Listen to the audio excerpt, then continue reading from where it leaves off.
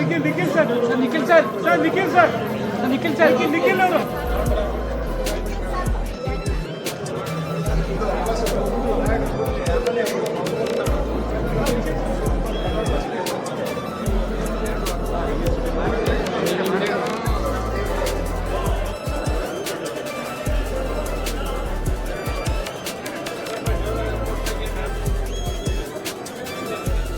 ಸ್ವಲ್ಪ ಇದೆ ಸರ್ ನಿಲ್ಸೋಣ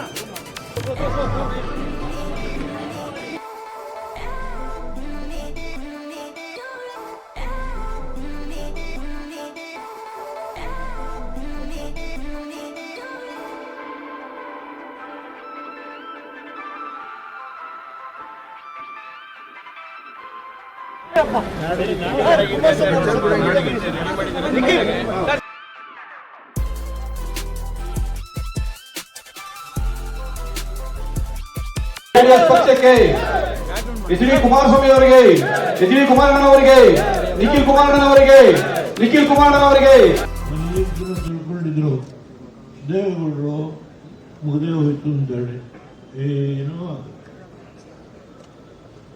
ನಾನು ಪಕ್ಷಕ್ಕೆ ಹೋರಾಟ ಮಾಡುವ ಶಕ್ತಿ ಇದೆ, ಡಯಾಲಿಸಿಸ್ ಮಾಡ್ತಾರೆ, ಏನು ದೊಡ್ಡ ವಿಷಯ ಅಲ್ಲ. ಒಂದು 3 ಗಂಟೆ 4 ಗಂಟೆ 3 ದಿನಕ್ಕೆ ಒಂದ್ಸರಿ 4 ದಿನಕ್ಕೆ ಒಂದ್ಸರಿ ನಾಟ್ ಎ ಬಿಗ್ ಇಶ್ಯೂ. ಅದರಿಂದ ಈ ಪಕ್ಷದ ಶಕ್ತಿಯನ್ನು ಹೆಚ್ಚು ಮಾಡಲಿಕ್ಕೆ ಈ ರಾಜ್ಯದಲ್ಲಿ ನಾನು ಏನೇನು ಮಾಡಿದ್ದೇನೆ ಎಂದೇ ಮುಂದೇನು ಮಾಡಬೇಕು ಅನ್ನೋದ್ರ ಬಗ್ಗೆ ಸವಿಸ್ತಾರವಾಗಿ ಮಾತನಾಡ್ತಕ್ಕಂಥ ಒಂದು ಶಕ್ತಿಯನ್ನು ಆ ಪರಮೇಶ್ವರ ಕೊಟ್ಟಿದ್ದಾನೆ. ಆ ಕೆಲಸವನ್ನು ಮಾಡೋದ್ರ ಮುಖೇನ ಕುಮಾರಸ್ವಾಮಿಯವರ ನಾಯಕತ್ವದಲ್ಲಿ ಈ ಪಕ್ಷ ಮತ್ತೊಮ್ಮೆ ಈ ಜಾತ್ಯತೀತ ಜನತಾದಳ ಈ ರಾಜ್ಯದಲ್ಲಿ ಮತ್ತೊಮ್ಮೆ ತಲೆ ಎತ್ತಿ ನಿಲ್ಲಬೇಕು. ನಾವು ಇವತ್ತು NDAನಲ್ಲಿದ್ದೇವೆ, ನಿಜ, ಇದರಲ್ಲಿ ಏನು ಮುಚ್ಚುಮರೆಯೇನಿಲ್ಲ. ನಾನೇ ಕುಮಾರಸ್ವಾಮಿಯವರನ್ನು ಏನು ಅವರು ಸುಮಾರು 26,000 ಕೋಟಿ ರೈತರ ಸಾಲ ಮನ್ನಾ ಮಾಡಿ ಅನೇಕ ಜನಪರ ಕಾರ್ಯಕ್ರಮವನ್ನು ತೆಗೆದುಕೊಂಡ್ರು. ಆ 14-15 ತಿಂಗಳಲ್ಲಿ ದುರಂತ ಏನೆಂದರೆ ಅವರು ಸರ್ಕಾರ ತೆಗೆದಿದ್ದು ಇವತ್ತು ಯಾರು ಮಹಾನುಭಾವ ಮುಖ್ಯಮಂತ್ರಿ ಆಗಿದ್ದಾರೋ ಅವರೇ ಅವತ್ತು ಸರ್ಕಾರ ತೆಗೆದಿದ್ದು. 18 ದಿನ ಡೆಲ್ಲಿ ಕಳಿಸಿದ್ರು. ಏನೇನು ಮಾಡಿದ್ರಿಲ್ಲ ಗೊತ್ತಿದೆ ನನಗೆ. ಇವತ್ತಲ್ಲಿ ಏನು ನಡೀತಾ ಇದೆ ಅನ್ನೋದ್ರ ಬಗ್ಗೆ ನಾನು ಚರ್ಚೆ ಮಾಡಲ್ಲ. ಆದರೆ ಸತ್ಯಕ್ಕೆ ಬೆಲೆ ಇದೆ, ಸತ್ಯನ ಮುಚ್ಚಲಿಕ್ಕೆ ಸಾಧ್ಯ ಇಲ್ಲ. ಒಂದಲ್ಲ ಒಂದಿನ ಹೊರಗೆ ಬರಲೇಬೇಕು. ಯಾರು ತಪ್ಪಿಸ್ಕೊಳ್ಲಿಕ್ಕಾಗಲ್ಲ. ಒಂದು ದೈವದ ಆಟ ಇರುತ್ತೆ. ಇವತ್ತು ಈ ಒಂದು ಕಟ್ಟಡವನ್ನು ಕಟ್ಟಬೇಕಾದ್ರೆ ಎಷ್ಟು ಶ್ರಮ ಆಯಿತು ಎಲ್ಲ ವಿಶ್ಲೇಷಣೆ ಮಾಡಲಿಕ್ಕೆ ಹೋಗಲ್ಲ. ಇವತ್ತು ಈ ಕಟ್ಟಡದ ಹೆಸರು ನಾವು ಜಯಪ್ರಕಾಶ್ ನಾರಾಯಣ ಅವರು ಏನು 2ನೇ ಸ್ವಾತಂತ್ರ್ಯಕ್ಕೆ ಈ ದೇಶದಲ್ಲಿ ಹೋರಾಟ ಮಾಡಿದರು. ತುರ್ತು ಪರಿಸ್ಥಿತಿಯ ಸಂದರ್ಭದಲ್ಲಿ ಇಂದಿರಾ ಗಾಂಧಿಯವರು ನಮ್ಮನ್ನೆಲ್ಲ ಒಳಗೆ ಹಾಕಿದಾಗ ಆ ಸಂದರ್ಭದಲ್ಲಿ ಹೋರಾಟ ಮಾಡಿದಂಥ ಮಹಾನುಭಾವ ಮೊರಾರ್ಜಿ ದೇಸಾಯಿ ಅವರು, ಚಂದ್ರಶೇಖರ್ ಅವರು, ಹೋತು ಇವರೆಲ್ಲರೂ ಅನೇಕ ಜನ, ಇವನ್ ಹೆಗ್ಡೆ ಅವರಿದ್ದರು, ನಾನಿದ್ದೆ, ಸಂಧ್ಯಾ ಇದ್ರು, ನಾನು ಹೇಳ್ತಾ ಹೋಗ್ಬೋದು, ನಾಗಪಾಳ್ವ ಅವರಿದ್ರು, ಎಂ ಚಂದ್ರಶೇಖರ್ ಇದ್ರು ಕರ್ನಾಟಕದಲ್ಲಿ. ಹೀಗೆ ಅನೇಕ ಜನ ಅವತ್ತು ನಾವು ಜೈಲೊಳಗಿದ್ವಿ. ಅದರಿಂದ ಆ ಹಳೆಯ ವಿಷಯಗಳನ್ನೆಲ್ಲ ನನಗೆ ಪ್ರಸ್ತಾಪ ಮಾಡಲಿಕ್ಕೆ ಹೋಗೋದು, ದಯಮಾಡಿ ಅನ್ಯತಾ ಭಾವನೆ ಮಾಡಬೇಡಿ. ಕುಮಾರಸ್ವಾಮಿ ಕೇಂದ್ರ ಮಂತ್ರಿಗಳಾಗಿದ್ದರು. ಇವತ್ತು ಈ ಪಕ್ಷದ ನಾಯಕತ್ವ ಯಾಕೆಂದ್ರೆ 2 ಸಾರಿ ಮುಖ್ಯಮಂತ್ರಿ ಆಗಿ ಅವರು ಪಡ್ಕೊಂಡಿರ್ತಕ್ಕಂಥ ಅನುಭವ ಅವ್ರಿಗೆ ಈ ರಾಜ್ಯದ ಮೂಲೆ ಮೂಲೆ ಗೊತ್ತಿದೆ, ಜನಗಳ ಸಮಸ್ಯೆ ಗೊತ್ತಿದೆ. ಅದರಿಂದ ಅವರ ನಾಯಕತ್ವದಲ್ಲೇ ಮತ್ತೊಮ್ಮೆ ಜಾತ್ಯತೀತ ಜನತಾದಳ ಈ ರಾಷ್ಟ್ರದಲ್ಲಿ ತಲೆ ಎತ್ತಿ ನಿಲ್ಲಬೇಕು ಅನ್ನೋದು ನನ್ನ ಆಕಾಂಕ್ಷೆ, ಅಭಿಲಾಷೆ. ಇಷ್ಟನ್ನ ಈ ಸಂದರ್ಭದಲ್ಲಿ ಹೇಳಿ ಬಾಕಿ ವಿಷಯ ನಾಳೆ ಮಾತಾಡಿ ಅಂತ ಕುಮಾರಸ್ವಾಮಿ ಅವರಾಗಲೇ ಹೇಳ್ತಾ ಇದ್ದಾರೆ. ನನ್ನ ಮಾತನ್ನು ಮೊಟಕು ಮಾಡ್ತೇನೆ. ನಾಳೆ ಬಾಕಿ ವಿಷಯ ಮಾತಾಡ್ತೇನೆ. ನಿಮ್ಮೆಲ್ಲರಿಗೆ ಶಾಸಕರಿರ್ಬೋದು, ಹಿರಿಯ ಮುಖಂಡಗಳಿರ್ಬೋದು, ಕಾರ್ಯಕರ್ತರಿರ್ಬೋದು, ನನ್ನ ಜಿಲ್ಲಾ ರಾಜ್ಯ ಮಟ್ಟದ ನಮ್ಮ ಅಧ್ಯಕ್ಷರು ಇಲ್ಲೇ ಇದ್ದಾರೆ, ನೋಡದೆ ಹೀಗೆ ಅನೇಕ ಜನ ನಮ್ಮ ಹೆಣ್ಮಕ್ಳು ಇರ್ಬೋದು. ಅದನ್ನು ದಯಮಾಡಿ ನಮ್ಮ ಸ್ಥಳೀಯ ಅಧ್ಯಕ್ಷರು ಇರ್ಬೋದು. ನಾನು ಇವರು ಹೆಸರು ಮಾನಿದ್ರು ಅವರ ಹೆಸರು ಹೇಳಲಿಲ್ಲ. ದಯಮಾಡಿ ಯಾರು ತಪ್ಪು ತಿಳ್ಕೋಬೇಡಿ. ನಾವೆಲ್ಲರೂ ಒಂದು ಪಕ್ಷದವರು. ನಮ್ಮಲ್ಲಿ ರಮೇಶ್ ಗೌಡ ಆಯ್ತು. ನಾವೆಲ್ಲರೂ ಇವತ್ತು ಈ ಪಕ್ಷದ ಈ ಕಾರ್ಯಕ್ರಮ ಸೊಗಸಾಗಿ ಆಗಲಿಕ್ಕೆ ನೀವು ದುಡಿದಿದ್ದೀರಿ. ದುಡಿದಿರ್ತಕ್ಕಂಥ ಎಲ್ಲ ಕಾರ್ಯಕರ್ತರಿಗೆ ನಾನು ಅಭಿನಂದಿಸ್ತೇನೆ. ಮತ್ತೊಮ್ಮೆ ಈ ಪಕ್ಷದ ಬೆಳವಣಿಗೆಗೆ ನೀವೆಲ್ಲರೂ ಏನು ಶ್ರಮಿಸ್ತಾ ಇದ್ದೀರಿ, ಅದಕ್ಕೆ ಮುಂದಿನ ದಿನಗಳಲ್ಲಿ ಈ ರಾಜ್ಯದ ಜನತೆ ಗುರುಸಿ ಅದಕ್ಕೆ ಶಕ್ತಿಯನ್ನು ತುಂಬುತ್ತಾ ಎನ್ನೋ ಒಂದು ಪ್ರಾಮಾಣಿಕವಾದ ಭಾವನೆಯಿಂದ ಇದೇನು ಆ ಒಂದು ವಿಶ್ವಾಸದಿಂದ ಇವತ್ತು ಫ್ಲಾಗ್ ಹಾಯಿಸ್ಟ್ ಮಾಡಿ ಈ 4 ಮಾತುಗಳನ್ನು ಆಡಿದ್ದೇನೆ. ಸರ್ವರಿಗೆ ನಮಸ್ಕಾರ. ಬಹುಶಃ ತಾವು ಕೇಳಿದ್ದು ಪ್ರಶ್ನೆಗೆ ನಾನು ಬಹಳ ಸ್ಪಷ್ಟವಾದಂಥ ಕೆಲವೊಂದಷ್ಟು ಉತ್ತರಗಳನ್ನ ಕೊಡ್ಲಿಕ್ಕೆ ಬಯಸ್ತೇನೆ. ಏಕೆಂದರೆ ನಮ್ಮ ಹೋರಾಟಗಳನ್ನ ಮರೆಮಾರಿಸ್ಲಿಕ್ಕಾಗೋದಿಲ್ಲ, ಅಥವಾ ನಾವು ಮಾಡದೇ ಇರತಕ್ಕಂಥ ವಿಚಾರನ ನಾವು ಮಾಡಿದ್ದೀನಿ ಅಂತ ಕೂಡ ನಿಮ್ಮ ಮುಂದೆ ನಾವು ಹೇಳ್ಕೊಳ್ಳಿಕ್ಕೂ ಆಗೋದಿಲ್ಲ. ಆದರೆ ಕೆಲವೊಂದಷ್ಟು ಈ ಸರ್ಕಾರದ ವೈಫಲ್ಯತೆಗಳು ಎಸ್ಪೆಷಲಿ ಹಲವಾರು ಬಾರಿ ಈ ಗ್ಯಾರಂಟಿಗಳ ವಿಚಾರಕ್ಕೆ ಸಂಬಂಧಪಟ್ಟಂತೆ ಏನು ರಾಜ್ಯದ ಜನತೆಗೆ ಕಾಂಗ್ರೆಸ್ನ ಸರ್ಕಾರ ತನ್ನ ಪ್ರಣಾಳಿಕೆಯಲ್ಲಿ ಪ್ರತಿ ತಿಂಗಳು ಚಾಚು ತಪ್ತಿರ ಗ್ಯಾರಂಟಿಗಳನ್ನ ಫಲಾನುಭವಿಗಳಿಗೆ ನೀಡ್ತೇವೆ ಅಂತಕ್ಕಂಥದ್ದು ಹೇಳಿದರು. ಆದರೆ ಅದರಲ್ಲಿ ಯಾವಾಗ ಅವರು ವಿಫಲರಾದರು, ಬಹುಶಃ ಫ್ರೀಡಮ್ ಪಾರ್ಕ್ನಲ್ಲಿ ಒಂದು ಕಡೆ ರಾಜ್ಯದ ಜನತೆ ಅವ್ರನ್ನಲ್ಲಿ ಇರ್ತಕ್ಕಂಥ ಒಂದು ಭಾವನೆ, ಈಗಾಗಲೇ 2.5 ವರ್ಷ ಆಗಿದೆ. ತಾವೇ ಹೇಳ್ತಾ ಇದ್ರಿ ನಿನ್ನೆ ದೊಡ್ಡ ದೊಡ್ಡ ಜಾಹೀರಾತುಗಳು, ಪುಟ್ಟ ಜಾಹೀರಾತುಗಳು ಕೊಟ್ಟಿದ್ದಾರೆ ಅಂತ. ಆದರೆ ಜನ ಎಲ್ಲೋ ಒಂದು ಕಡೆ ಇವತ್ತು ಕಾಂಗ್ರೆಸ್ನ ಸರ್ಕಾರದ ಆಡಳಿತವನ್ನು ಕಳೆದ 2.5 ವರ್ಷದಲ್ಲಿ ಸಂಪೂರ್ಣವಾಗಿ ತಿರಸ್ಕಾರ ಮಾಡಿದ್ದಾರೆ ಅಂತಕ್ಕಂಥದ್ರಲ್ಲಿ ಯಾವುದೇ ಸಂಶಯ ಇಲ್ಲ. ಸಾಕಪ್ಪ ಸಾಕು, ಈ ಕಾಂಗ್ರೆಸ್ನ ಸರ್ಕಾರದ ಆಡಳಿತದ ವ್ಯವಸ್ಥೆ ಸಾಕೋಗಿದೆ ಅಂತಕ್ಕಂಥದ್ದು ಪ್ರತಿ ಮನೆಯಲ್ಲಿ ಚರ್ಚೆ ಆಗ್ತಾ ಇತ್ತು. ಅವರ ಭಾವನೆಗೆ ಸ್ಪಂದಿಸಿ ನಾವು ಫ್ರೀಡಮ್ ಪಾರ್ಕ್ನಲ್ಲಿ ಬಹುಶಃ JDLP ನಾಯಕರ ನೇತೃತ್ವದಲ್ಲಿ ಸನ್ಮಾನ್ಯ ಕುಮಾರಣ್ಣ ಅವರ ನಾಯಕತ್ವದಡಿ, ಅವರು ಕೂಡ ಅವತ್ತು ಸ್ವಲ್ಪ ಅವರಿಗೆ ಮೈಗೆ ಹುಷಾರಿಲ್ಲ ಅಂದರು, ಅವರು ಹಾಸ್ಪಿಟ್ಲಿಂದ ಸೀದಾ ಫ್ರೀಡಮ್ ಪಾರ್ಕಿಗೆ ಬಂದರು. ಬಹುಶಃ ಬೆಂಗಳೂರು ನಗರದಲ್ಲಿ ಬಹಳ ವರ್ಷಗಳ ನಂತರ ಜನತಾದಳ ಪಕ್ಷ ಒಂದು ಹೋರಾಟ ಬಹಳ ದೊಡ್ಡ ಮಟ್ಟದಲ್ಲಿ ಮಾಡ್ತು ಅಂತಕ್ಕಂಥದ್ದು ಮಾಧ್ಯಮದ ಸ್ನೇಹಿತರು ತಾವು ಕೂಡ ಹೇಳಿದ್ರಿ. ಆದರೆ ಇದರಲ್ಲಿ ನಾವೇನೋ ಬೆಂತಟ್ಕೊಳ್ತಕ್ಕಂಥದ್ದಲ್ಲ, ಯಾಕೆಂದರೆ ನಮ್ಮ ಪಕ್ಷ ಬಂದಿರತಕ್ಕಂಥದ್ದೇ ಹೋರಾಟದ ಹಿನ್ನೆಲೆಯಲ್ಲಿ. ಅದರಲ್ಲೂ ಸನ್ಮಾನ್ಯ ದೇವೇಗೌಡರು ಸಾಹೇಬರ ಹೋರಾಟಗಳನ್ನ ನಾವು ನೋಡ್ತಕ್ಕಂಥದ್ದಾದರೆ ಇವತ್ತು ತಾವು ಹೇಳಿದ ಮಾತಿಗೆ ನಾನು ಒಂದು ಏನು ಎಂಡಾರ್ಸ್ ಮಾಡ್ಬೋದು ಅಂದರೆ, ಬಹುಶಃ ಹೋರಾಟಗಳು ಇನ್ನೂ ಬಹಳ ದೊಡ್ಡ ಮಟ್ಟದಲ್ಲಿ, ಯಾಕೆಂದರೆ ವೈಫಲ್ಯತೆಗಳು ಕಾಣ್ತಾ ಇರೋದ್ರಿಂದ ಇನ್ನೂ ಹೋರಾಟಗಳು ಇನ್ನೂ ಹೆಚ್ಚಾಗಿ ಆಗಬೇಕು ಅಂತಕ್ಕಂಥದ್ದು ತಮ್ಮ ಅಭಿಪ್ರಾಯವನ್ನು ಏನು ವ್ಯಕ್ತಪಡಿಸಿದ್ದೀರಿ, ಖಂಡಿತವಾಗ್ಲೂ ನಾನು ಗೌರವಿಸ್ತೀನಿ. ಇನ್ನೂ ಒಂದು ಮಾತು ಹೇಳ್ತೀನಿ. ಇವತ್ತು ಬಂಡಪಣ್ಣ ಅವರು ಮಾಜಿ ಸಚಿವರು, ಹಿರಿಯಕರು ಇಲ್ಲಿ ನಮ್ಮ ಜೊತೆನಲ್ಲಿ ಕೂತಿದ್ದಾರೆ.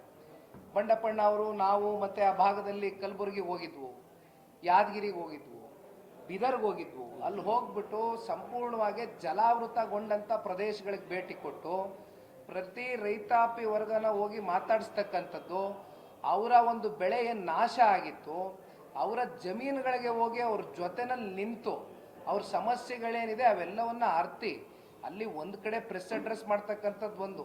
ಈಗ NDRF SDRF ನಾಮ್ಸ್ ಅಡಿ ಇವತ್ತೇನು ಕೆಲವೊಂದಷ್ಟು ಪರಿಹಾರಗಳು ಇವತ್ತು ರೈತರಿಗೆ ಸಿಕ್ಕಬೇಕಾಗಿದೆ. ನಾವು ಸರ್ಕಾರಕ್ಕೆ ಬಹಳ ಸ್ಪಷ್ಟವಾಗಿ ಒತ್ತಾಯವನ್ನು ಮಾಡಿದ್ವಿ, ಆದರೆ ಸರ್ಕಾರ ಇಲ್ಲಿವರೆಗೂ ಅದಕ್ಕೆ ಸಕಾರಾತ್ಮಕವಾಗಿ ಸ್ಪಂದಿಸಿಲ್ಲ ಒಂದು. ಮತ್ತು ಈಗ ಹೊಸದಾಗೆ ತುಂಗಭದ್ರಾ ಡ್ಯಾಮಿನ ವಿಚಾರಕ್ಕೆ ಸಂಬಂಧಪಟ್ಟಂತೆ ಈಗೇನು 79 TMC ನೀರಿದೆ, ಅದರಲ್ಲಿ ನಮಗೆ ಇರತಕ್ಕಂಥದ್ದು 134 TMC, 65% ಕರ್ನಾಟಕ ರಾಜ್ಯಕ್ಕೆ, 35% ತೆಲಂಗಾಣ ಮತ್ತು ಆಂಧ್ರ ಪ್ರದೇಶಕ್ಕೆ. ಬನ್ನಿ ಕೃಷ್ಣಣ್ಣ, ಏನು ಹಂಚಿಕೆ ಆಗಬೇಕಾಗಿದೆ ಹತ್ತತ್ರ ಇವತ್ತು ಆ ಹಂಚಿಕೆ ಆಗ್ತಕ್ಕಂಥ ವಿಚಾರದಲ್ಲಿ ಅಣ್ಣ ಬನ್ನಿ ಅಣ್ಣ 9.5 ಲಕ್ಷ ಹೆಕ್ಟರ್ ಜಮೀನಿಗೆ ಇವತ್ತು ನೀರು ಕೊಡಬೇಕಾಗಿತ್ತು. ಆದರೆ ಒಂದು ಏನಾಗಿದೆ, ಆಲ್ರೆಡಿ ಸರ್ಕಾರ ಬಹಳ ಸ್ಪಷ್ಟವಾಗಿ ಹೇಳಿದ್ದಾರೆ, ದಯಾ ದಾಕ್ಷಿಣ್ಯ ತೋರಿಸ್ತೀರಾ ರೈತರು ಸಂಕಷ್ಟದಲ್ಲಿದ್ರು ಕೂಡ ಇವತ್ತೇನು 79 TMC ನೀರಿದೆ, ನಿಮಗೆ ಗೊತ್ತಿದೆ. Gate number 19 crust gate open ಆಯಿತು. ಅಲ್ಲಿಂದ ಏನು ಮಾಡಿದ್ರು, 2024ರಲ್ಲಿ ಆದಂಥ ಇನ್ಸಿಡೆಂಟ್ ಹತ್ತತ್ರ 33 ಕ್ರಸ್ಟ್ ಗೇಟ್ಗಳಲ್ಲಿ 17 ಕ್ರಸ್ಟ್ ಗೇಟ್ಗಳು ಇನ್ಆಪರೇಟಿವ್ ಆಗಿದೆ, ಆಪರೇಷನ್ಸೇ ನಡೀತಾ ಇಲ್ಲ. ನಾವೇನು ಇವತ್ತಿನ ಸರ್ಕಾರದ ಮೇಲೆ ಎಲ್ಲ ಬ್ಲೇಮ್ ಮಾಡಲ್ಲ, ಯಾಕಂದ್ರೆ 71 ವರ್ಷದ ಹಳೇದು. ಆದರೂ ಕೂಡ ಒಂದು ಮಾತನ್ನ ಸರ್ಕಾರ ಕೊಟ್ಟರು. ಇಲ್ಲಿ ಬೆಂಗಳೂರಿನ ಉಸ್ತುವಾರಿ ಮಂತ್ರಿಗಳ ಪೋರ್ಟ್ಫೋಲಿಯೋಗೆ ಸಂಬಂಧಪಟ್ಟಂತೆ ಅವರೇ ಒಂದು ಉತ್ತರವನ್ನು ಕೊಟ್ಟಿದ್ರು. ಬೇಸಿಗೆ ಒಳಗಡೆ ನಾವು ಕ್ರಸ್ಟ್ ಗೇಟ್ ಸಮಸ್ಯೆಗಳನ್ನ ಬಗೆಹರಿಸ್ತೀವಿ ಅಂತಕ್ಕಂಥ ಮಾತನ್ನ ಹೇಳಿದ್ರು. ಟೆಂಡರ್ ಕರೀತಾರೆ, ಯಾರೋ ಗುಜರಾತ್ ಅವ್ರು ಬರ್ತಾರೆ, ಟೆಂಡರ್ ತಗೋತಾರೆ, ಅದೆಷ್ಟು 52 ಕೋಟಿ ರೂಪಾಯಿ ಟೆಂಡರ್ ಆಗ್ತದೆ, 2 ಗೇಟ್ ಕಂಪ್ಲೀಷನ್ ಮಾಡ್ತಾರೆ ವರ್ಕು. ಆದರೆ ಏನು ಮಾಡಿದ್ದಾರೆ, ಆತನಿಗೆ ಬಿಲ್ ರಿಲೀಸ್ ಮಾಡಿಲ್ಲ. ಏನಾಗ್ತಾನೆ ಆತ? ಸ್ವಾಭಾವಿಕವಾಗಿ ಬಿಲ್ಗಳು ರಿಲೀಸ್ ಆಗದೆ ಹೋದಾಗ ಅದು ಕೇವಲ ಆತನ ಪರಿಸ್ಥಿತಿ ಅಲ್ಲ. ಇವತ್ತು 1,33,000 ಇವತ್ತು ಜನ ನಮ್ಮ 1,33,000 ಇವತ್ತು ಕಾಂಟ್ರಾಕ್ಟರ್ಗಳಿಗೆ ಬಿಲ್ ಹಣ ಪಾವತಿ ಆಗಿಲ್ಲ. ಅದ್ರಲ್ಲಿ ಸಣ್ಣ ಕಾಂಟ್ರಾಕ್ಟರ್ಗಳಿದ್ದಾರೆ, ದೊಡ್ಡ ಕಾಂಟ್ರಾಕ್ಟರ್ಗಳಿದ್ದಾರೆ, ಎಲ್ಲ ಸೇರ್ಕೊಂಡಿದ್ದಾರೆ. ಇವತ್ತು ಈ ರೀತಿ ಸರ್ಕಾರ ನಡೀತಾ ಇದೆ. ಜೊತೆಯಲ್ಲಿ ಖರೀದಿ ಕೇಂದ್ರಗಳು, ಇವತ್ತು ಪಕ್ಕದ ತೆಲಂಗಾಣ ರಾಜ್ಯಕ್ಕೆ ಹೋಗ್ಬಿಡೋಣ, ಇವ್ರದೇ ಕಾಂಗ್ರೆಸ್ನ ಮುಖ್ಯಮಂತ್ರಿಗಳಿದ್ದಾರೆ.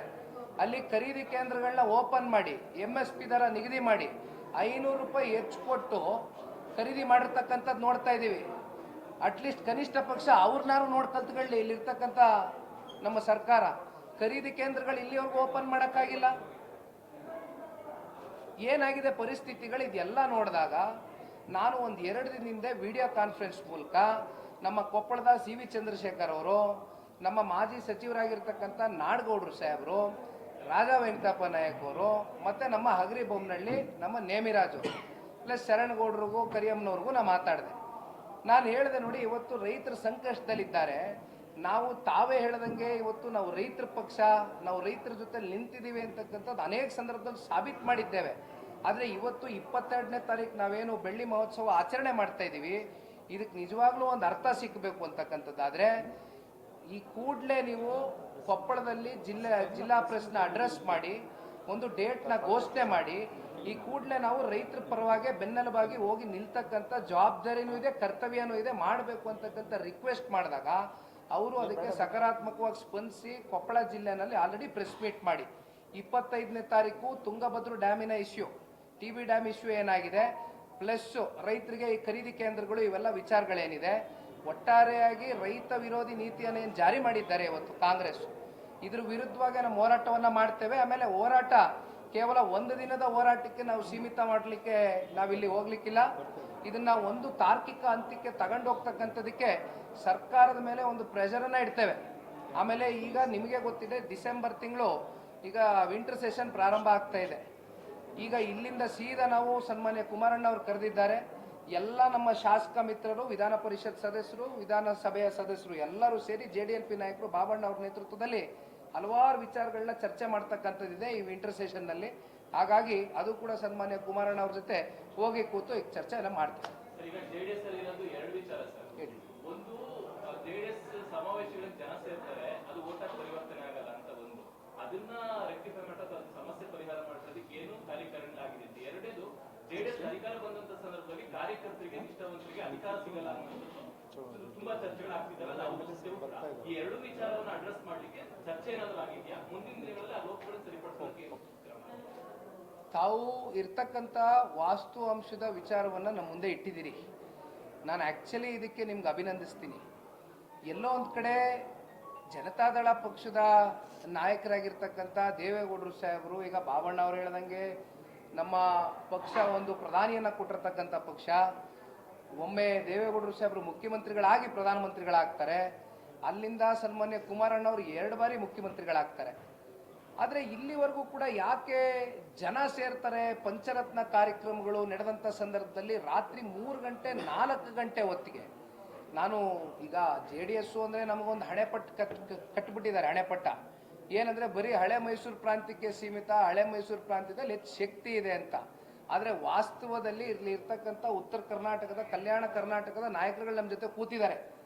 ಅವರು ಅವ್ರ ಕಣ್ಣಾರೆ ನೋಡಿರ್ತಕ್ಕಂಥ ದೃಶ್ಯಾವಳಿಗಳು ಇವತ್ತೇನು ಸನ್ಮಾನ್ಯ ಕುಮಾರಣ್ಣ ಅವರು ರಾತ್ರಿ 3 ಗಂಟೆ 2 ಗಂಟೆಗೆ ಬೆಳಗಿನ ಜಾವ ಸಭೆಗಳನ್ನ ಕಂಡಕ್ಟ್ ಮಾಡಿದಾಗ ಹಳ್ಳಿ ಜನ, ವಿಶೇಷವಾಗಿ ಹಿರಿಯರು, ಜೊತೆಯಲ್ಲಿ ಹೆಣ್ಮಕ್ಳುಗಳು ಕೂತು ಇಲ್ಲಪ್ಪ ಕುಮಾರಣ್ಣ ಅವರು ಅವರ ನಾಯಕತ್ವದ ಮೇಲೆ ಇರ್ತಕ್ಕಂಥ ಒಂದು ಭರವಸೆ, ಯಾಕೆಂದ್ರೆ ಈ ಹಿಂದೆ ಕೊಟ್ಟಿರ್ತಕ್ಕಂಥ ಕಾರ್ಯಕ್ರಮಗಳೇ ಬಹುಶಃ ಇವತ್ತು ಕುಮಾರಣ್ಣ ಅವರ ಒಂದು ವಿಶ್ವಾಸ ಸಂಪಾದನೆ ಆಗೋಗಿದೆ. ಇವತ್ತು ಜನಗಳ ಹೃದಯದಲ್ಲಿ ಒಂದು ಸ್ಥಾನ ಕೊಟ್ಟಿದ್ದಾರೆ. ಅಂಥವ್ರಿಗೆ ಜನ ಸೇರ್ತಾರೆ, ಆದರೆ ಯಾಕೆ ಇದು ಕನ್ವರ್ಷನ್ ಆಗ್ತಾ ಇಲ್ಲ ಸೀಟು? ಇವೆಲ್ಲವೂ ಕೂಡ ನಾವು ಪಕ್ಷದ ಚೌಕಟ್ಟಿನಲ್ಲಿ ನಾವೆಲ್ಲ ನಾಯಕರುಗಳು ಒಮ್ಮೆ ಅಲ್ಲ ಹಲವಾರು ಬಾರಿ ಕೂತು ಆತ್ಮವಿಮರ್ಶೆಯನ್ನ ಮಾಡಿದ್ದೇವೆ. ಇದರ ಆತ್ಮವಿಮರ್ಶೆ ಹಿಂದೆ ನಾನೊಂದು ಮಾತನ್ನ ಹೇಳ್ತೇನೆ. ನಾಳೆಯ ದಿನ ಬೆಳ್ಳಿ ಹಬ್ಬ ಆಚರಣೆ ಮಾಡ್ತಾ ಇದ್ದೇವೆ, ರಜತ ಮಹೋತ್ಸವ ಅಂತ ನಾವೇನು ಕರೀತಾ ಇದ್ದೇವೆ. ಆದರೆ ಒಂದು ಸನ್ಮಾನ್ಯ ದೇವೇಗೌಡರು ಸಾಹೇಬರಿಗೆ ಇವತ್ತು ನಾವೆಲ್ಲರೂ ಈ ಪ್ರೆಸ್ ಮೀಟ್ ಮೂಲಕನೂ ಹೇಳಲಿಕ್ಕೆ ಬಯಸ್ತೇವೆ. ನಾವು ಇಂಟರ್ನಲ್ಲಿನೂ ಕೂಡ ಸಭೆಯಲ್ಲಿ ಅವ್ರಿಗೆ ವಿಶ್ವಾಸ ಮೂಡಿಸಿದ್ದೇವೆ. ಒಂದು ಸುವರ್ಣ ಮಹೋತ್ಸವ ಅಂದರೆ 25 ವರ್ಷ ಅಲ್ಲ, ಇನ್ನು 25 ವರ್ಷ ಸದೃಢವಾಗಿ ದೇವೇಗೌಡರು ಏನೊಂದು ಆಲದ ಮರ ನಮಗೆ ಇವತ್ತು ನಮ್ಮೆಲ್ಲರಿಗೂ ಒಂದು ಶ್ರೀರಕ್ಷೆ ಆಗಿ ಕೊಟ್ಟಿದ್ದಾರೆ. ಇದನ್ನ ಕಟ್ಟಿ ಬೆಳೆಸಿ ಇವತ್ತು ಬಹಳ ದೊಡ್ಡ ಮಟ್ಟದಲ್ಲಿ ಈ ಪಕ್ಷವನ್ನ ಮುನ್ನಡೆಸ್ಕೊಂಡು ಹೋಗ್ತಕ್ಕಂಥ ಜವಾಬ್ದಾರಿ ನಮ್ಮೆಲ್ಲರ ಮೇಲೂ ಇದೆ ಸರ್. ಯಾಕೆಂದ್ರೆ ಇಲ್ಲಿ ನಾನು ಯುವಕ ಇದ್ದೇನೆ, ನಾನು ಬಹಳ ಸ್ಪಷ್ಟವಾಗಿ ಹೇಳ್ತೇನೆ. ತಮ್ಮಲ್ಲಿ ಇನ್ನೊಂದು ಉತ್ತರ ಕೊಟ್ಬಿಡ್ತೀನಿ, ನೀವು ಕಾರ್ಯಕರ್ತರು ಒಂದು ವಿಚಾರ ಕೊಟ್ರಿ, ಅದಕ್ಕಿಂತ ಮುಂಚೆ ನಾನು ಕ್ಲಾರಿಫಿಕೇಶನ್ ಕೊಡ್ತೀನಿ. ಇತ್ತೀಚೆಗೆ ಒಂದು 60 ಕ್ಷೇತ್ರ ವ್ಯಾಪ್ತಿ ನಾನು ಜನರೊಂದಿಗೆ ಜನತಾದಳ ಕಾರ್ಯಕ್ರಮ ಮೆಂಬರ್ಶಿಪ್ ಮಿಸ್ಡ್ ಕಾಲ್ ಡ್ರೈವ್ನ ಮಾಡಬೇಕು ಅಂತಕ್ಕಂಥದ್ದನ್ನ ತೀರ್ಮಾನ ಮಾಡಿ ನಮ್ಮ ನಾಯಕರ ಜೊತೆ ಕೂತು ಚರ್ಚೆ ಮಾಡಿ ಹೊರಟೆ. ಅದಕ್ಕೆ ಸಕಾರಾತ್ಮಕವಾಗಿ ನಮ್ಮ ನಾಯಕರುಗಳು, ಆ ಕ್ಷೇತ್ರದ ಅಭ್ಯರ್ಥಿಗಳು, ಪದಾಧಿಕಾರಿಗಳು, ಕಾರ್ಯಕರ್ತರು ಸ್ಪಂದನೆಯನ್ನ ಕೊಟ್ಟಿದ್ದಾರೆ. ನನಗೆ ಒಂದು ಆತ್ಮತೃಪ್ತಿ ತಗೊಂಬಂದು ಕೊಟ್ಟಿರ್ತಕ್ಕಂಥದ್ದು, ಈ ಹೊಸ ಟೆಕ್ನಾಲಜಿಯನ್ನ ಇವತ್ತು ನಾವೇನು ಮಿಸ್ಡ್ ಕಾಲ್ ಕ್ಯಾಂಪೇನ್ ಥ್ರೂ ಬಳಸಲಿಕ್ಕೆ ಹೋಗ್ತಾ ಇದ್ವು, ಆಮೇಲೆ ಆ ಟೆಕ್ನಾಲಜಿ ನಮಗೆ ಮುಂದಿನ ದಿನಗಳಲ್ಲಿ ಅದು ನಮ್ಗೆ ಎಷ್ಟು ಪರಿಣಾಮಕಾರಿಯಾಗಿ ನಮಗೆ ಅನುಕೂಲ ಆಗ್ತದೆ, ನಮಗೆ ರೆಗ್ಯುಲರ್ ಆಗಿ ಟಚ್ ಇರಲಿಕ್ಕೆ ಜನತಾದಳ ಪಕ್ಷದ ಅಭಿಮಾನಿಗಳ ಜೊತೆ ಅಂತ ಕೂತು ನಾವೆಲ್ಲ ಚರ್ಚೆ ಮಾಡಿದಾಗ ಇವತ್ತು ಬಹಳ ಒಂದು ದೊಡ್ಡ ಮಟ್ಟದಲ್ಲಿ ಇವತ್ತು ನಂಬರ್ಸ್ನ ಸಾಧನೆ ಮಾಡಿದ್ದೀವಿ. ಆದರೆ ನನಗಿನ್ನೂ ಸಮಾಧಾನ ಇಲ್ಲ. ಯಾಕೆಂದರೆ ಡೇ 1 ನಾನೊಂದು ಮಾತು ಹೇಳಿದೆ, ಪಕ್ಷದ ಕಚೇರಿ ಆಚೆ ಕಡೆನೇ ಒಂದು ಓಪನಿಂಗ್ ಪ್ರೋಗ್ರಾಮ್ ಮಾಡಿದ್ವಿ. ಆ ಸಭೆಯಲ್ಲಿ ಹೇಳಿದೆ ಕನಿಷ್ಠ ಪಕ್ಷ ನಾವು 25 ಲಕ್ಷ ಗಡಿಯನ್ನು ಮುಟ್ಟಬೇಕು ಅಂತಕ್ಕಂಥದ್ದು. ಈಗಾಗಲೇ ಒಂದು 40ರಿಂದ 50% ಗಡಿಯನ್ನು ಮುಟ್ಟಿದ್ದೇವೆ. ಆ ಒಂದು ಸಮಾಧಾನ ನನಗಿದೆ. ಆದರೆ ಇನ್ನೂ ಕೆಲವೊಂದಷ್ಟು 2ನೇ ಹಂತದ ಕ್ಷೇತ್ರಗಳು ಕೂಡ ಬ್ಯಾಲೆನ್ಸ್ ಇದೆ. ಮೈಸೂರಿಗೆ ಹೋಗಿಲ್ಲ, ಹಾಸನಕ್ಕೆ ಹೋಗಿಲ್ಲ, ಇನ್ನು ಮಂಡ್ಯದಲ್ಲಿ 2 ಕ್ಷೇತ್ರ ಬ್ಯಾಲೆನ್ಸ್ ಇದೆ, ಕೊಪ್ಪಳಕ್ಕೆ ಹೋಗಿಲ್ಲ, ಅಗ್ರಿಬೊಮ್ಮನಹಳ್ಳಿಗೆ ಹೋಗಿಲ್ಲ. ಈ ರೀತಿ ಅನೇಕ ಕ್ಷೇತ್ರಗಳಿದೆ. ಇನ್ನೊಂದು 25ರಿಂದ 30 ಕ್ಷೇತ್ರಕ್ಕೆ ಭೇಟಿ ಕೊಡೋದಿದೆ. ಕೊಡ್ತೇವೆ, ಪಕ್ಷ ಕಟ್ತೇವೆ. ಇನ್ನೊಂದಣ್ಣ ನೀವೊಂದು ಪ್ರಶ್ನೆ ಕೇಳಿದ್ರಿ, ಇದು ನನಗೂ ಕೂಡ ಕಾಡ್ತಾ ಇರ್ತಕ್ಕಂಥ ಪ್ರಶ್ನೆ ಅನ್ನೋದಕ್ಕಿಂತ ಹೆಚ್ಚಾಗಿ ಎಲ್ಲೋ ಒಂದು ಕಡೆ ಸನ್ಮಾನ್ಯ ಕುಮಾರಣ್ಣ ಅವರು ಮುಖ್ಯಮಂತ್ರಿಗಳಾದಂಥ ಆ ಅವಧಿ ಬಹಳ ಅತ್ಯಂತ ಕಮ್ಮಿ. ಅದರಲ್ಲೂ 2006ರ ನಂತರ ಮತ್ತೆ 18ರಲ್ಲಿ ಅವರು ಮುಖ್ಯಮಂತ್ರಿಗಳಾದಂಥ ಸಂದರ್ಭದಲ್ಲಿ ಇವತ್ತಿರ್ತಕ್ಕಂಥ ಕಾಂಗ್ರೆಸ್ನ ಸರ್ಕಾರದ ಜೊತೆ ಸಮ್ಮಿಶ್ರ ಸರ್ಕಾರವನ್ನು ರಚನೆ ಮಾಡಿರ್ತಕ್ಕಂಥದ್ದು ನಿಮ್ಮೆಲ್ರಿಗೂ ಗೊತ್ತಿರ್ತಕ್ಕಂಥ ವಿಚಾರ. ಪ್ರತಿನಿತ್ಯ ಏನೇನಾಯಿತು, ಯಾವ್ಯಾವ ರೀತಿ ಸರ್ಕಾರ ನಡೀತು, ಆ 14 ತಿಂಗಳು ಯಾವ್ಯಾವ ರೀತಿ ಸನ್ಮಾನ್ಯ ಕುಮಾರಣ್ಣ ಅವರು ಕೆಲವೊಂದಷ್ಟು ಕಾರ್ಯಕ್ರಮಗಳೇನು ಅವರು ಕೊಡಬೇಕು ಜನಕ್ಕೆ ಅಂತಕ್ಕಂಥ ಆಶಿಸಿದ್ರು, ಅದು ಯಾವುದು ಕೂಡ ಕೊಡ್ತಕ್ಕಂಥದ್ದಕ್ಕೆ ಸಕಾರಾತ್ಮಕವಾಗಿ ಸರ್ಕಾರದ ಕಡೆಯಿಂದ ಸರ್ಕಾರದಲ್ಲಿ ಕೂತಂಥ ವ್ಯಕ್ತಿಗಳು ಸ್ಪಂದಿಸಿಲ್ಲ. ನಮ್ಮ ಕಾರ್ಯಕರ್ತರಿಗೆ ವಿಶೇಷವಾಗಿ ಅಧಿಕಾರವನ್ನು ಕೊಡಿಸಿ ಇವತ್ತು ನಮ್ಮ ರಾಜ್ಯವನ್ನ ಒಂದು ಒಳ್ಳೆಯ ದಿಕ್ಕಿಗೆ ತಗೊಂಡು ಹೋಗ್ತಕ್ಕಂಥದಕ್ಕೆ ಅವ್ರ ಮೂಲಕ ಇವತ್ತು ಸಮಾಜಕ್ಕೆ ಏನಾದರೂ ಒಂದು ಮಾಡಬೇಕು ಅಂತಕ್ಕಂಥ ಚಿಂತನೆ ನಮ್ಮಲ್ಲೂ ಕೂಡ ಇದೆ ಸರ್. ಯಾಕಂದರೆ ಎಲ್ಲರೂ ಕೂತು ಚರ್ಚೆ ಮಾಡ್ತೇವೆ. ಆದರೆ ಒಂದು ನಿಖಿಲ್ ಕುಮಾರಸ್ವಾಮಿ ಒಬ್ಬ ಕಾರ್ಯಕರ್ತನಾಗಿ ಇವತ್ತು ಹೇಳ್ತೇನೆ, ನಾನು ಯಾವತ್ತಿಗೂ ಕೂಡ ನಿಮ್ಗೆ ಹೇಳ್ಕೊಂಬಂದಿದ್ದೇನೆ, ನನ್ನಲ್ಲಿ ಒಂದು ಸ್ಪಷ್ಟತೆ ಇದೆ ಸರ್. ಯಾಕೆಂದರೆ ನಾನು ಬೇರೆಯವ್ರ ಥರ ನನಗೆ ಬೇಡ ಅಂದರೆ ಒಳಗಡೆ ಬೇಕು ಅಂತ ಅರ್ಥ ಅಲ್ಲ. ಕಾಯಕ್ಕೆ ರೆಡಿ ಇದ್ದೀನಿ. ನನಗೆ ಇವತ್ತೇ ಏನು ನಾಳೆನೇ ನಾನು ಯಾವುದೋ ಸ್ಥಾನಮಾನಕ್ಕೆ ಹೋಗಬೇಕು ಅಂತಕ್ಕಂಥ ಅಪೇಕ್ಷೆ ಇಟ್ಕೊಂಡಿಲ್ಲ. ನಮಗೆಲ್ಲರಿಗೂ ಇರ್ತಕ್ಕಂಥ ಗುರಿ ಒಂದೇ, ನಮ್ಮ ಪ್ರಾದೇಶಿಕ ಪಕ್ಷ ಇವತ್ತು 25 ವರ್ಷ ಪೂರೈಸಿದೆ.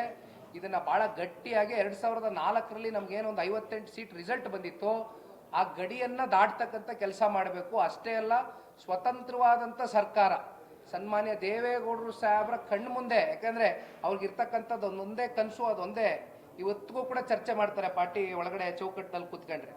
ಅವರಿಗೋಸ್ಕರ ಜೊತೆಯಲ್ಲಿ ರಾಜ್ಯದ ಜನತೆಯ ಹಿತಾಸಕ್ತಿ ಕಾಪಾಡ್ತಕ್ಕಂಥ ದೃಷ್ಟಿಯಲ್ಲಿ ಪ್ರಾದೇಶಿಕ ಪಕ್ಷದ ಅವಶ್ಯಕತೆ ಇದೆ.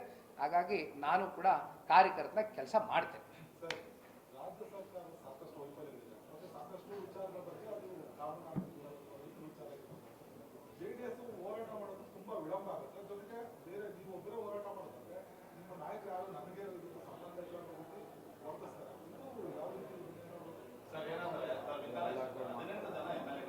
ಹೋರಾಟಗಳು ಮಾಡಿದಾಗ ಯಾರು ಕೈ ಜೋಡಿಸ್ತಾರೆ? ಬೆಂಗಳೂರಿನಂತ ಜಾಗದಲ್ಲಿ ಪ್ರೊಟೆಸ್ಟ್ ಆದಾಗ ಯಾರೋ ಒಂದಿಬ್ಬರು ರಮೇಶ್ ಅವರು, ಶರವಣ ಅವರು, ಈ ತರ ಒಂದಷ್ಟು ಜನ ಕಾರ್ಯಕರ್ತರು ಬಿಟ್ಟರೆ ಫ್ರೀಡಂ ಪಾರ್ಕ್ ನಲ್ಲಿ 10-15 ಜನ ಇರ್ತಾರೆ. ಶಾಸಕರು ಇಲ್ಲಿಂದ ಶಾಸಕರಾಗಿದ್ದಾರೆ. ಸರ್ಕಾರದ ವಿರುದ್ಧ ಹೋರಾಟಗಳನ್ನ ಈಗ ನನ್ನ ಶಾಸಕರು ಅವರೆಲ್ಲ ಹೋರಾಟ ಮಾಡ್ತಾ ಇದ್ದಾರೆ. ನನ್ನ ಅಭಿಪ್ರಾಯದಲ್ಲಿ ಅಣ್ಣ, ಈಗ ನಾವು ಇತ್ತೀಚೆಗೆ ಒಂದೂವರೆ ವರ್ಷದಿಂದ ಮಾಡಿದಂಥ ಫ್ರೀಡಂ ಪಾರ್ಕ್ ಹೋರಾಟ ಇರ್ಬೋದು, ಜೊತೆಯಲ್ಲಿ ಧರ್ಮಸ್ಥಳಕ್ಕೆ ಅಪಮಾನ ಆದಂಥ ಸಂದರ್ಭದಲ್ಲಿ, ನಮ್ಮ ಧಾರ್ಮಿಕ ಕೇಂದ್ರಕ್ಕೆ ಅಪಮಾನ ಆಗಿದೆ ಅಂತ ಸಂದರ್ಭದಲ್ಲಿ ಎಲ್ಲ MLAಗಳು ಜೊತೆಯಲ್ಲಿದ್ರು. ಯಾವಾಗಲೂ ಮಾಡ್ತೇವೆ, ಇಲ್ಲ ಮಾಡ್ತಾನೆ ಹೋಗ್ತೀವಿ, ನೋಡ್ತಾನೆ ಹೋಗ್ತೀರಾ. ಆ ಕೋಆರ್ಡಿನೇಷನ್ ಮತ್ತಿನ್ನ ಹೆಚ್ಚು ಮಾತಾಡ್ತೀವಿ.